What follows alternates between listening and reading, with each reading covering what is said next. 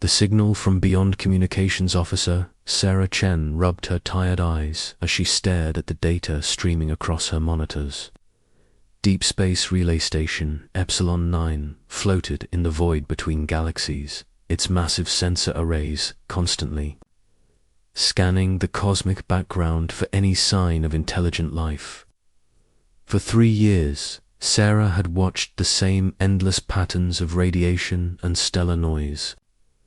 Most of her colleagues had given up hope of finding anything meaningful in the vast emptiness. The station housed only 12 people, each specializing in different aspects of deep space monitoring. They called themselves the Night Watch, guardians of humanity's most distant outpost. Their mission was simple: listen for signals from beyond human space and report anything unusual to Earth Command. What they found tonight would change the course of galactic history. Sarah noticed the anomaly during her routine sweep of the Andromeda sector. A faint signal, barely distinguishable from background radiation, pulsed with mathematical precision. The pattern repeated every 47.3 seconds, far too regular to be natural. Her heart began racing as she realized she might be looking at proof that intelligent life existed beyond Earth. She immediately contacted Dr. Marcus Wright, the station's xenolinguist. Marcus had joined the Night Watch, hoping to be the first human to decode an alien language. His colleagues often joked that he was wasting his career on an impossible dream. Tonight, that dream was about to become reality. Marcus arrived at the communications center within minutes, his gray hair disheveled from sleep. He had served as a military codebreaker before joining the Deep Space program, and his experience with complex encryption made him uniquely qualified for this moment. As he examined Sarah's data, his expression shifted from skepticism to amazement. The signal originated from a star system 2,847 light-years away in the Andromeda galaxy. Its mathematical foundation suggested intelligence far beyond human capabilities. Yet the underlying structure felt familiar. Whoever was transmitting understood prime numbers, geometric progressions, and universal constants. They were trying to communicate using principles that any spacefaring civilization would recognize. Marcus spent the next 18 hours working to decode the message. The mathematics were elegant but alien, based on a numerical system that used 17 digits instead of 10. Slowly, patterns emerged from the complex equations. The signal contained layers of meaning, from basic mathematical concepts to what appeared to be emotional content. The breakthrough came when Marcus realized the transmission wasn't just mathematics, it was music. The aliens had embedded their message within harmonic frequencies that conveyed emotional meaning alongside the data. Fear, desperation, and hope resonated through the mathematical structures like a symphony of survival. As Marcus completed his translation, the message revealed a civilization in mortal danger. The senders called themselves the Zalani, beings of pure energy who had evolved beyond physical form millions of years ago. They existed as living light, capable of traveling between stars and manipulating matter through conscious thought. Their peaceful nature had allowed them to build a vast network of interconnected colonies throughout their galaxy. But something was hunting them. The Zalani described an entity they called the Consuming Tide, a parasitic hive mind that devoured entire civilizations. The creature existed as both physical matter and corrupted consciousness, spreading like a plague across star systems. It consumed not just bodies and technology, but memories, emotions, and the very essence of intelligent life. The Consuming Tide had already destroyed 47 Zalani colonies. Each victory made it stronger, incorporating the knowledge and abilities of its victims into its own twisted consciousness. The Zelanis' energy-based nature, which had been their greatest strength, made them particularly vulnerable to the parasites. Absorption techniques. Marcus found himself reading a death sentence written in mathematics and music. The Zelani calculated they had less than 48 hours before the consuming tide reached their primary world, home to trillions of energy beings. They had sent their message in all directions, hoping someone might hear their final words and remember that they had once existed. The translation revealed something even more remarkable. The Zelani had been monitoring human radio transmissions for decades, learning about Earth's languages and culture. They knew humanity possessed advanced military technology and had observed human conflicts through intercepted communications. In their desperation, they had specifically aimed their distress call toward human space. They were asking for help from a species they had never met, believing that humans might be capable of fighting an enemy that had destroyed civilizations. For millennia, the message contained detailed star charts showing the consuming tide's location and movement patterns, along with tactical information about its capabilities. Sarah contacted Admiral Catherine Hayes at Earth Defense Command. Immediately, the transmission reached Earth 3 hours later, causing chaos in military and political circles. First contact with alien intelligence had always been humanity's greatest hope and deepest fear. No one had imagined it would come as a desperate plea for help. Admiral Hayes called an emergency session of the United Earth Defense Council. Politicians, military leaders, and scientists gathered in the secure chamber beneath Geneva, arguing about humanity's response to the alien crisis. The debates raged for hours as representatives struggled with the implications of interstellar war. Counselor David Park argued for caution. Humanity barely controlled its own solar system and had no business interfering in alien conflicts. The risks were enormous, revealing Earth's location to hostile forces, depleting military resources needed for human defense, and potentially triggering retaliation from the consuming tide. General Maria Santos disagreed strongly. She had studied every available detail about the consuming tide and concluded it represented an existential threat to all intelligent life. If it consumed the Zelani, it would become powerful enough to cross the galactic void. Eventually, it would reach human space, and by then it would be unstoppable. The debate might have continued indefinitely, but Captain Alex Rodriguez changed everything. The veteran commander had spent 15 years developing humanity's most advanced stealth technology. His experimental fleet could cross interstellar distances undetected and strike targets with unprecedented precision. More importantly, he had studied the Zelani data and believed human tactics might succeed where energy beings had failed. Rodriguez stood before the council and made a simple statement that would define humanity's future. He volunteered his fleet for an immediate rescue mission to Zelani space. His ships were already equipped for long-range operations, and his crews were trained for hostile environment combat. They could reach the alien system within 36 hours using experimental quantum drive technology. What happened next surprised everyone, especially the politicians who had expected careful deliberation. News of the alien distress call had somehow leaked to civilian populations across human colonies. Within hours, volunteer fleets were assembling at military bases throughout the solar system. Cargo haulers, mining ships, and even luxury yachts volunteered to carry supplies for the rescue mission. Retired military personnel emerged from civilian life to crew combat vessels. Engineering students worked around the clock to retrofit civilian ships with defensive systems.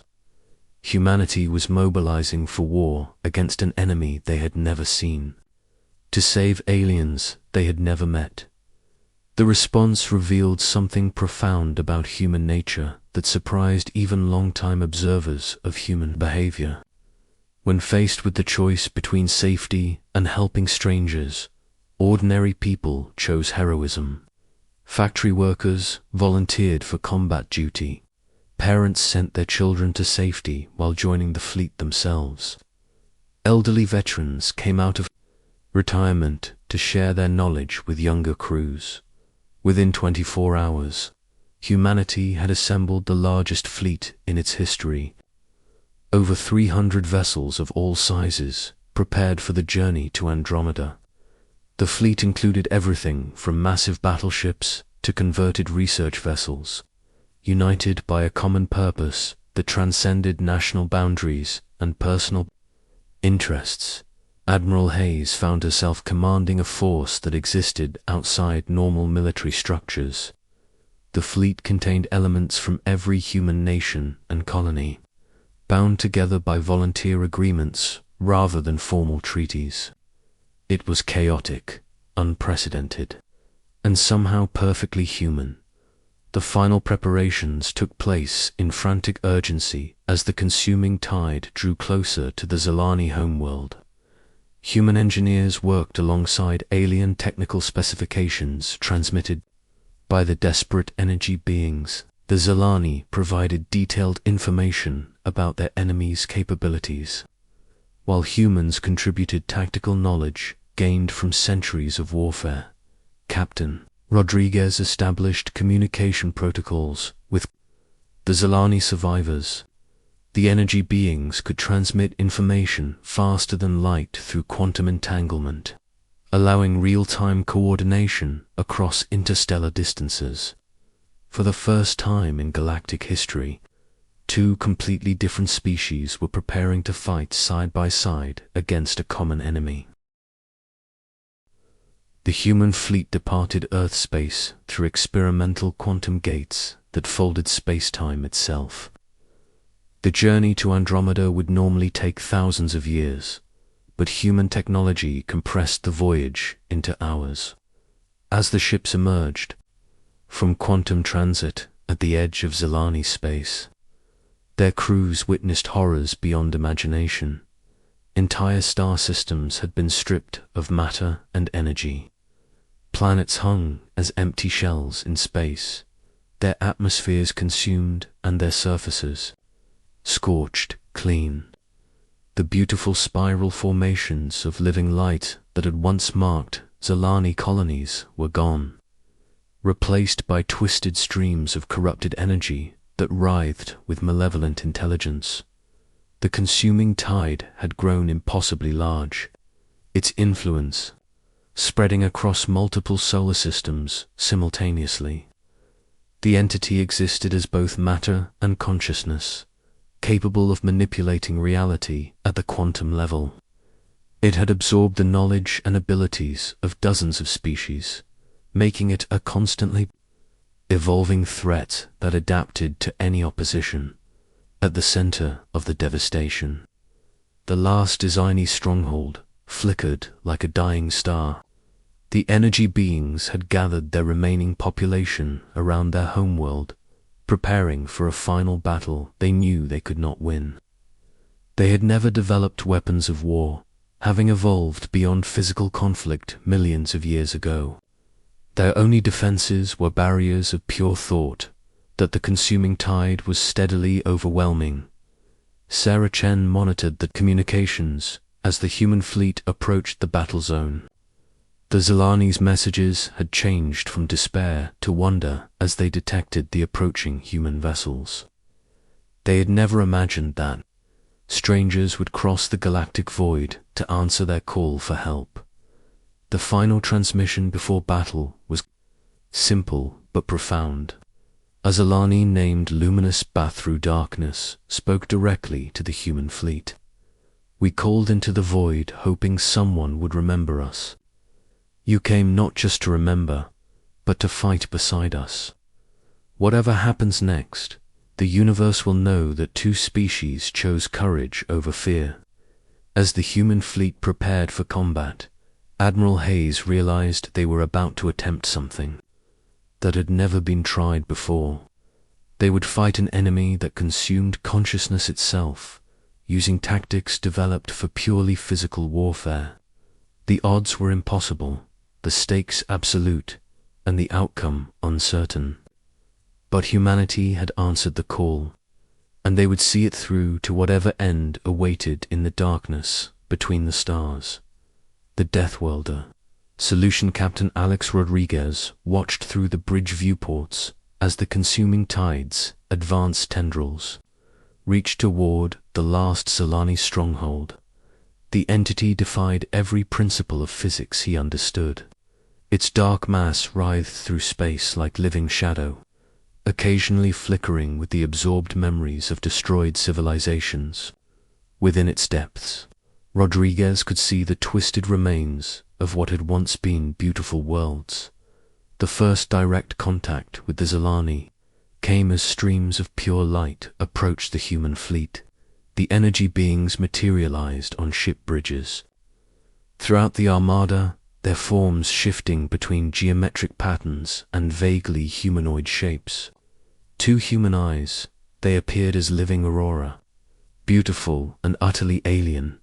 The being that manifested aboard Rodriguez's flagship introduced itself as Harmony Across the Stars, one of the few Zilani military coordinators. Its voice resonated directly in human minds, bypassing language entirely through pure emotional communication. The sensation was overwhelming for most humans, like hearing music composed of mathematics and feeling colors that had no names. Harmony across the stars shared. The tactical situation through direct mental contact. The consuming tide wasn't simply a physical threat. It existed simultaneously across multiple dimensions, capable of attacking matter, energy, and consciousness itself. Traditional weapons were useless because the entity could absorb any form of directed energy and incorporate it into its own mass. The Zilani had tried everything their peaceful nature allowed. They had created barriers of pure thought, attempted to reason with the entity through mathematical communication, and even offered themselves as willing sacrifices to spare other species. Nothing had worked. The consuming tide consumed not just bodies and technology, but the very essence of intelligence itself. Rodriguez studied the tactical data with growing concern. The enemy was approximately 40,000 times larger than the entire human fleet combined. It moved through space by manipulating gravitational fields and could strike at faster than light speeds.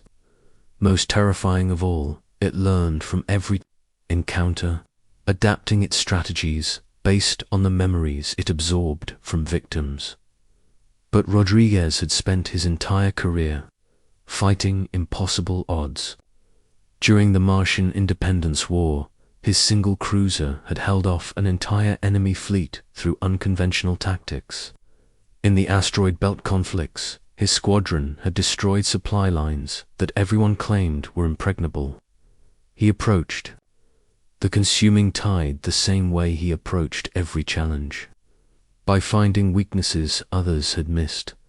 The key insight came from studying the entity's behavior patterns. The consuming tide had existed for millions of years, consuming hundreds of civilizations across multiple galaxies. It had absorbed the tactical knowledge of every species it encountered, making it a repository of strategic thinking from countless worlds. That vast knowledge was also its weakness. The entity thought like every civilization it had consumed, which meant it approached warfare in predictable ways. It expected resistance to follow logical patterns based on standard military doctrine. It had never encountered humans, who specialized in tactics that made no logical sense. Rodriguez called a fleet-wide conference with his senior commanders.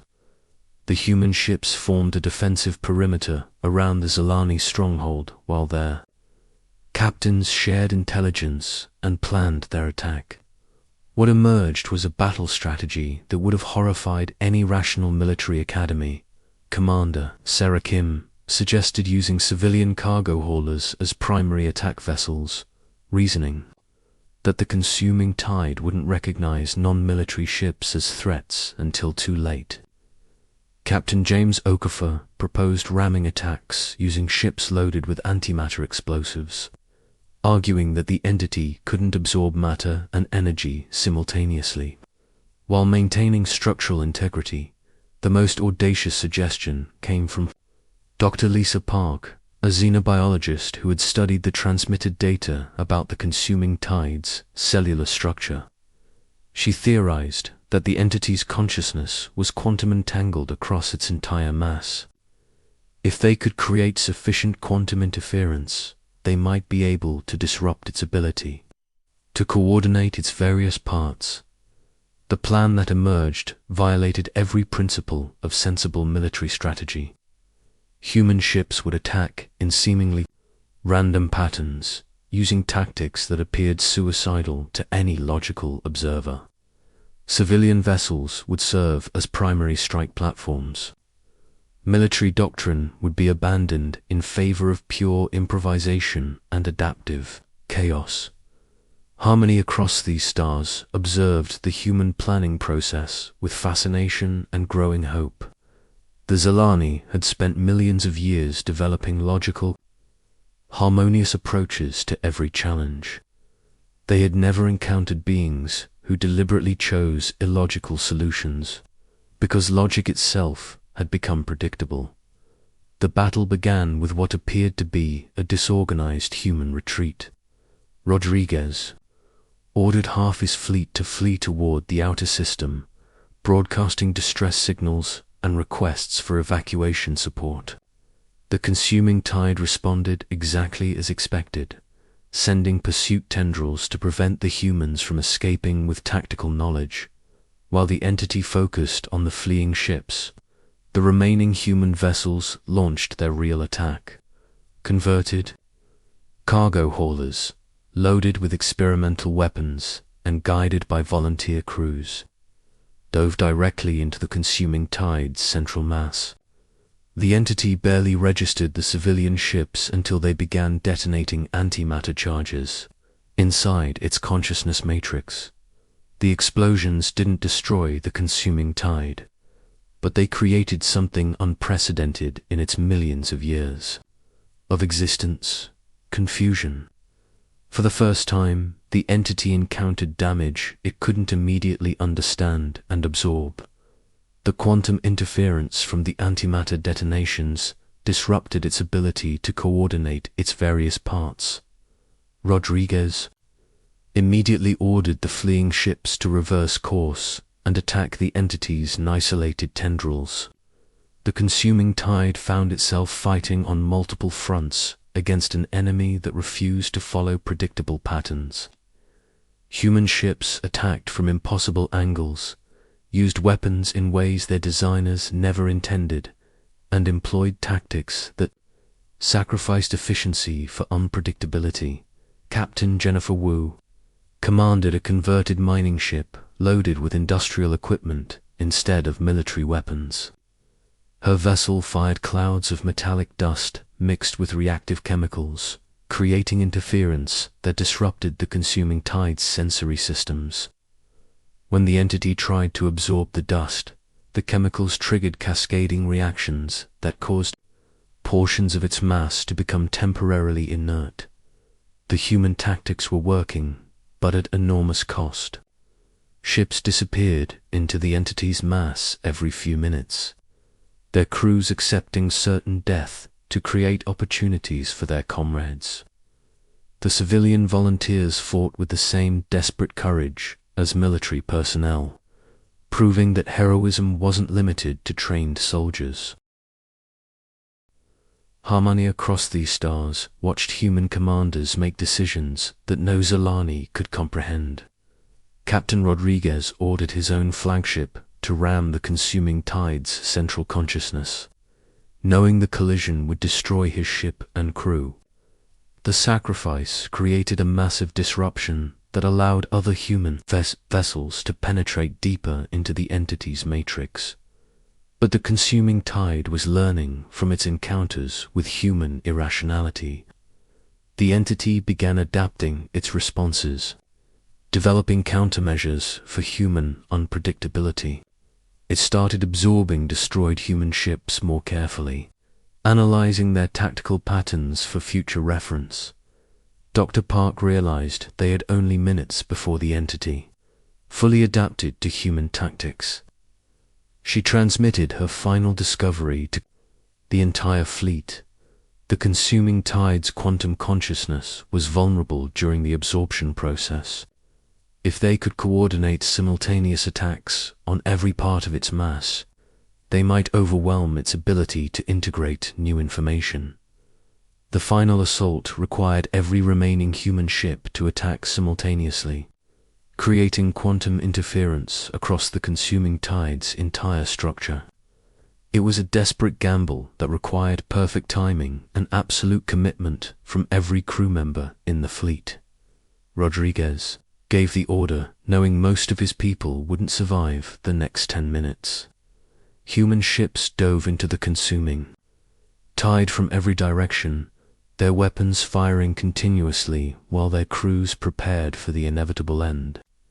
Civilian cargo haulers flew alongside military dreadnoughts, their volunteer crews united by a common determination to save strangers they had never met. The quantum interference reached critical levels as hundreds of human ships detonated there. Weapons inside the consuming tide's consciousness matrix. The entity's ability to coordinate its various parts collapsed as it became overwhelmed by simultaneous inputs from across its entire structure. For the first time in its existence, the consuming tide experienced something approaching panic. Harmonia seized the opportunity to coordinate with the surviving human vessels. The Zelani had learned to weaponize their own consciousness, turning their thoughts into directed energy that could disrupt the entity's quantum coherence. Combined with human tactical chaos, the energy beings created a feedback loop that tore through the consuming tide's central awareness. The battle's climax lasted only 17 minutes, but it changed the course of galactic history. The consuming tide's consciousness fragmented under the combined assault, its various parts losing coordination and beginning to consume each other. The entity that had terrorized civilizations for millions of years died in confusion and chaos, destroyed by tactics it could never have predicted. When the interference cleared, less than 30 human ships remained operational. Thousands of volunteers had died in the battle, their sacrifice saving trillions of Zelani lives and ending a threat that could have consumed the entire galaxy. The survivors found themselves floating in space filled with dissipating energy patterns. That had once been the consuming tide. Harmony across the stars manifested aboard Rodriguez's damaged ship, its form brighter than before as it expressed emotions no human could fully comprehend. The Zelani had witnessed something unprecedented, a species willing to sacrifice everything for strangers, using tactics that defied logic to achieve impossible victory. The aftermath revealed the true scope of what had been accomplished. The consuming tide had been the galaxy's apex predator for millions of years, keeping countless species in hiding and preventing the development of interstellar civilizations. Its destruction opened possibilities that had been unimaginable for eons. Colonies throughout Andromeda emerged from hiding as word of the victory spread. Energy beings who had lived in fear for countless generations began rebuilding their civilization, while other species cautiously made contact for the first time in millennia. The galaxy was waking up from a nightmare that had lasted for geological ages. The Zelani offered humanity a permanent alliance, sharing their advanced energy manipulation technology in exchange for human tactical expertise and military protection. More importantly, they spread word throughout the galaxy about the species that had answered their distress call and fought. Impossible odds to save strangers. Admiral Hayes received communications from dozens of previously unknown civilizations, all expressing gratitude for humanity's actions and offering various forms of cooperation. Earth had become known as the home of beings willing to cross interstellar distances to defend the vulnerable, earning a reputation that would define humanity's role in galactic affairs as the surviving human ships prepared for their journey home. Rodriguez reflected on what they had accomplished. They had answered a call from the darkness and proven that intelligence and courage could overcome seemingly impossible odds. More importantly, they had established humanity's place as protectors of those who couldn't protect themselves. The stars no longer seemed empty as the human fleet began its journey back to Earth.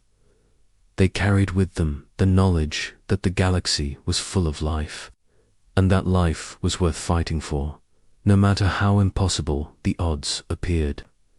Humanity had found its purpose among the stars to be the species that answered when others called for help in the darkness.